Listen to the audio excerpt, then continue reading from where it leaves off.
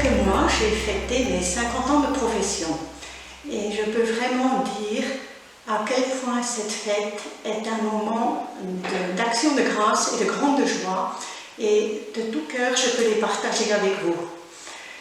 Si je reviens à plus de 50 ans en arrière, j'ai eu la vocation, j'ai senti que le Seigneur m'appelait chez les Oblates quand je n'avais encore pas 16 ans. Et à ce moment-là, je m'étais promise de ne pas répondre à cet appel. Je n'avais pas l'intention d'être religieuse. Mon avenir était prévu, tout tracé, et je ne voulais pas que le Seigneur se mette en travers. Et voilà qu'il y a eu un événement dans ma vie. Mon papa est décédé suite à un accident. Et après cet accident, je me suis rendue à l'appel du Seigneur. Et je me dis encore aujourd'hui, peut-être que ça, si papa n'était pas mort, peut-être je ne serais pas oblate aujourd'hui. Donc je pense que je lui dois beaucoup mon bonheur d'aujourd'hui. Donc me voilà, à 18 ans, j'ai franchi le seuil des Oblates. Et d'ailleurs, avant de rentrer, une prière à la Sainte Vierge que j'aime beaucoup m'a beaucoup soutenue. C'est une prière à Notre-Dame de l'Annonciation. Notre-Dame de l'Annonciation, tu as été si accueillante à la venue de Dieu en toi.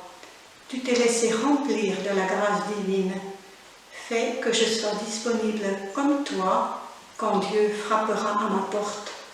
Rends mon cœur humble et pur pour ne pas lui résister et donne-moi une volonté ferme pour dire à ton exemple le oui qu'il attend de moi. Donc voilà, j'arrive chez les Oblates. Je me souviens encore, en entrant dans le couloir, il y avait un crucifix et je me suis dit, Seigneur, ce sera pour toujours. Bon, après, il ne faut pas rêver. Une fois qu'on est là, tout ne va pas tout seul. Il y a des hauts, il y a des bas, il y a des très bas et il y a des très hauts. Et une pensée que j'aime encore aujourd'hui beaucoup m'a soutenue. La paix est au sommet de toutes les victoires. Et je pense que nos vies, qui sont nos joies profondes, ce sont ces petites victoires remportées au jour le jour. Voilà, comme travail, on m'a confié l'économat. Je suis donc économe depuis des années. Il ne faut pas me dire qu'être économe, ce n'est pas un apostolat.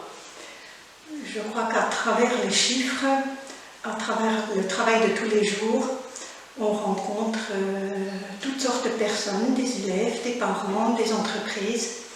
Et combien de fois ces personnes nous confient leurs soucis, partagent une joie, de grandes peines souvent, pour lesquelles je m'engage à prier, ou quelquefois je leur dis que je demanderai à toute la communauté de prier. Et toutes ces choses-là sont aussi des sources de grande joie.